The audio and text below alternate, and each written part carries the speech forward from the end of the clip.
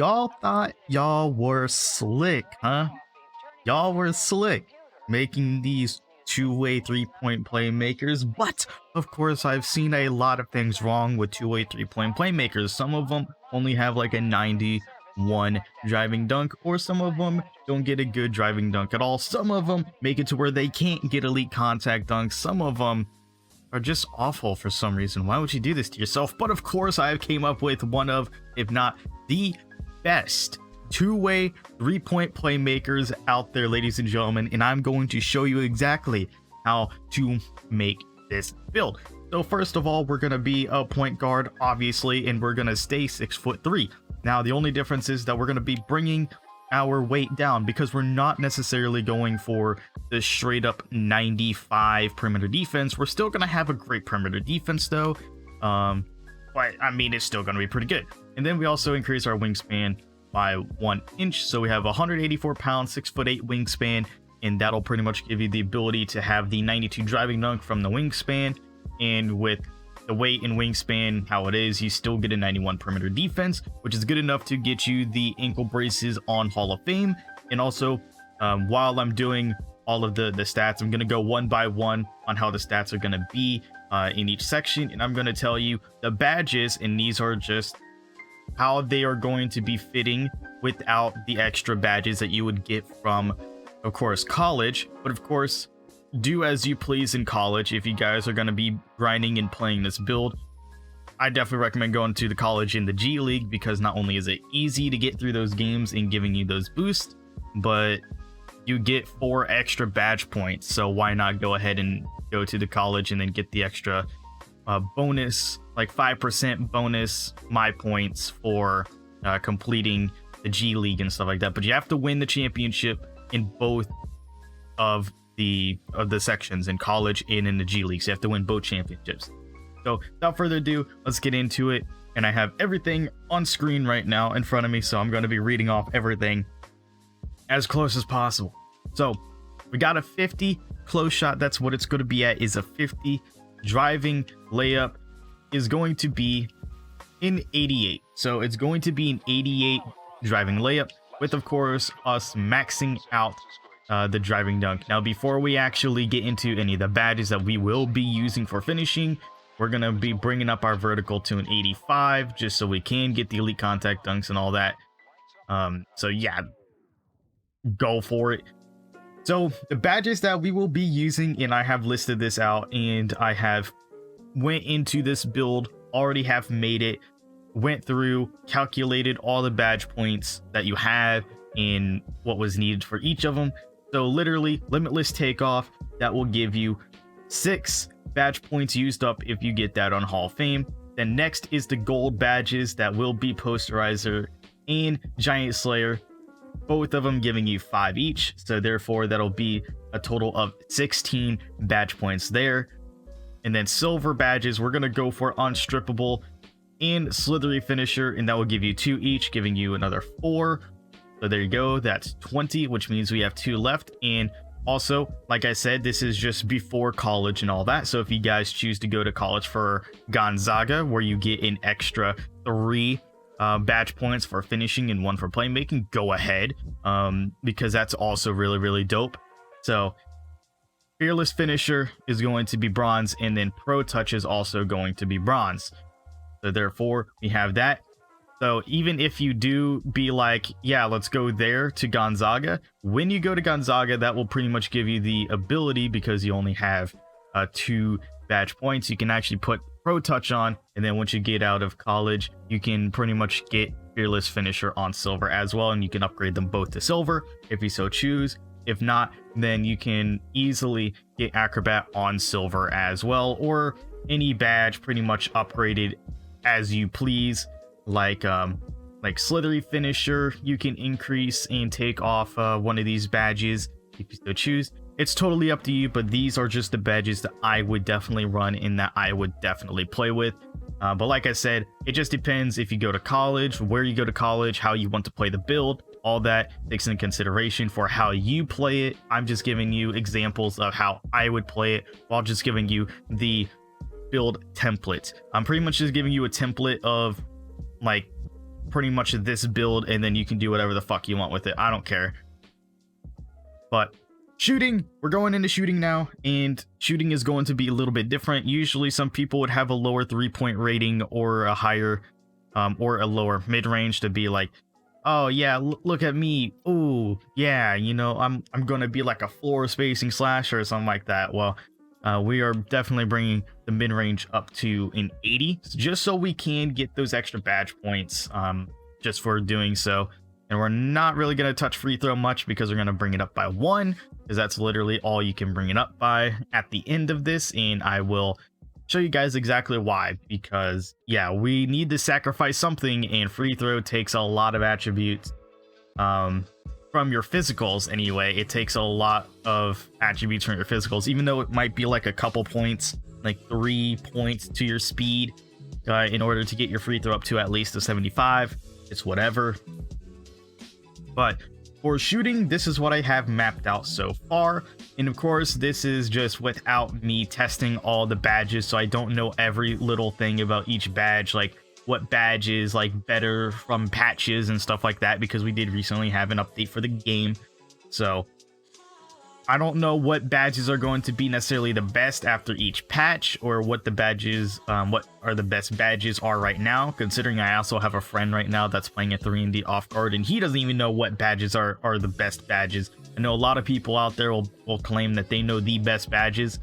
That will certainly change after a patch or two, once some of these badges that were not as good, they actually get balanced out, and some badges that were overpowered just get nerfed a bit. So keep that in mind when also when listening to me talk about badges. So for me, I literally have a set for a sniper that gives you 6, and then we also have Hot Zone Hunter, which gives you 4 on gold. So the only Hall of Fame badge that we have is sniper. The rest are gold badges. So Hot Zone Hunter is up first because that gives us an equal 10. Then we also have Mismatch Expert, that's 5.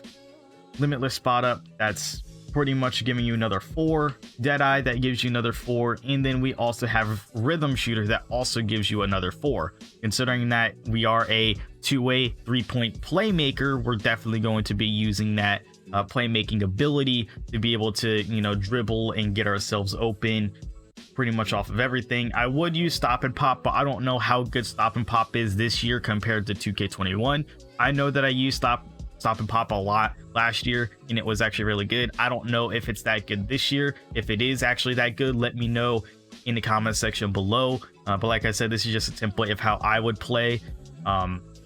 Obviously, Mismatch Expert will definitely be not 100% necessary, but definitely useful. I will say definitely useful, because there will be a lot of taller players, and then with Deadeye and Mismatch Expert, you obviously know the dealio with that.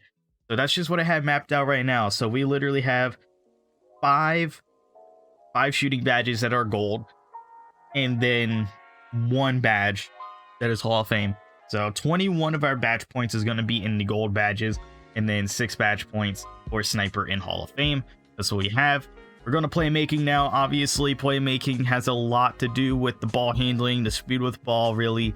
Those are going to be your 2 main ones. Obviously, we're going to be not maxing it out, of course, even though I wish I could max it out, get that 90 ball handling, but we don't need to. That's the thing. We don't necessarily need to. We're going to be maxing out speed with ball, though.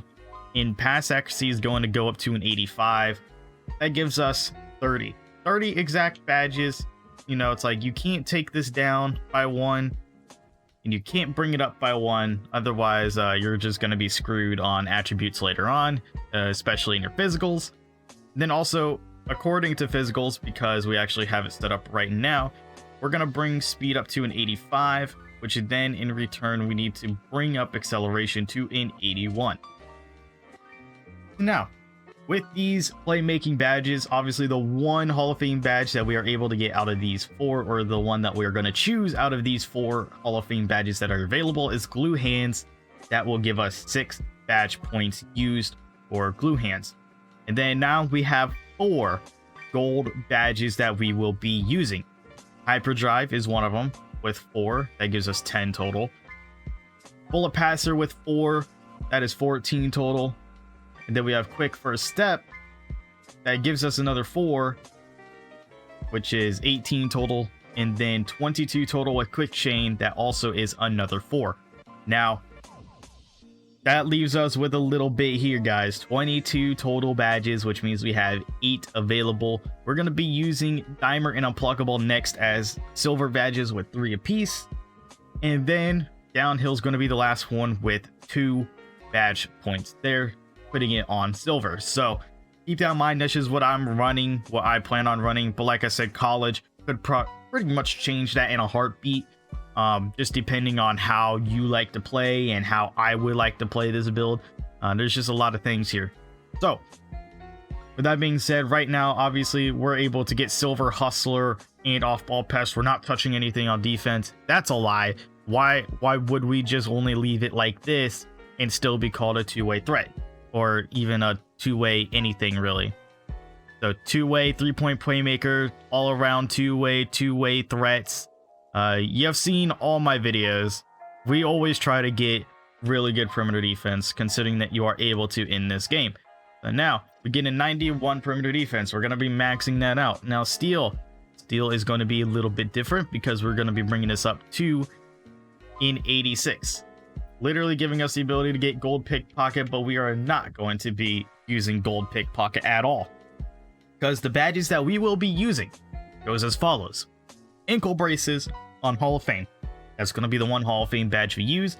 Ankle braces seem really, really good. I know my buddy really likes using it, especially when guarding perimeter players that aren't hiding behind their friends' screens all the time, which is corny, because that's how everybody played in 21, and it's a new game and people are still doing it. All of these, you know, people with high ball handling and they still have to hide behind screens. Kind of weird. But ankle braces Hall of Fame, that's going to give us 6. Then we have another 4 with clamps, and then another 4 with menace. That gives us 14. Only leaves us with 5 left, and we're going to use that on Tireless Defender. Why? Because Tireless Defender is actually nice. Pick Dodger seems useless because yeah, I just don't know why. Just Pick Dodger just feels useless. I know my buddy uses it on Hall of Fame and it does absolutely nothing for him. Pickpocket doesn't even seem good this year unless you have it on Hall of Fame or have like a 99 steal rating. Besides, other than that, it is easy to steal in this game. Bump steals are still a thing in the game that is still overpowered. As long as you can, you know, position yourself properly. Somebody gets doubled when they're trying to drive past the half court line, you know, they're fucked. Yeah, so these are the badges that would run: clamps, menace, Tireless Defender on gold, ankle braces on Hall of Fame. And that's all that we are doing for steal as of right now, because now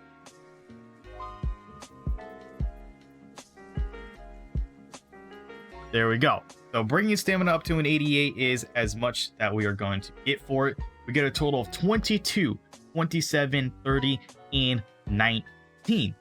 So there you have it, guys. There is all the attributes, and I talked about all the badges that I would choose in this. Obviously, you guys don't have to choose the same badges. Play as you will. And then for me, I would run finishing moves, obviously, because we are focusing. Obviously, if I go back here, we're focusing on the driving dunk ability, the fact that we have a really, really good driving dunk and still not being called anything like a two-way threat or anything like that. And then we're going to go for limitless range or spot up, because why not? You also get lockdown takeover, playmaker takeover as well.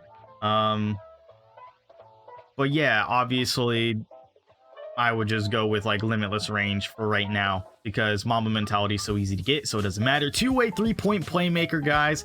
Mahmoud, Abdul Rauf, and then we have De'Aaron Fox and John Wall. I mean, I don't really consider De'Aaron Fox and John Wall players that can shoot really, really well, but of course when it comes to the finishing ability, the ability to steal and defend and be a really, really good playmaker, I agree with this on terms of it being John Wall and De'Aaron Fox. Mahmoud obviously can shoot a little bit as well, and he's been a little bit of a playmaker and defender himself in his career, but most notably De'Aaron Fox being like what, the youngest player on this list, obviously, behind John Wall, or obviously because John Wall got into the league first and he's a little bit older, but De'Aaron Fox being the youngest player on this list, and yeah, so De'Aaron Fox, man, I'm definitely going to get this guy, if I ever play on this guy, on the king, so we can have a De'Aaron Fox wombo combo there, especially with Buddy Hield out there as well. It'll be nasty. This build is definitely nasty. I definitely think it's going to be goated. Obviously, it's going to be one of those better builds because you have elite contact dunks, you have an 89 3-point rating, you have an 86 ball handling, which means that you're still going to be able to get those really great dribble moves and everything. 91 perimeter defense, so you're not a liability on defense when it comes to the perimeter. And yeah, I mean, obviously you're not going to be too good at rebounding, blocks, or interior, but for what this is, it's definitely great. So let me know what you guys think in the comment section below. Make sure to leave a like, comment your feedback, and yeah, if you're new to the channel, hit that subscribe button, hit that bell notification icon. Never miss another episode, never miss another upload, guys. And I bid you all farewell. I'll see you all in the next one. Later, everybody.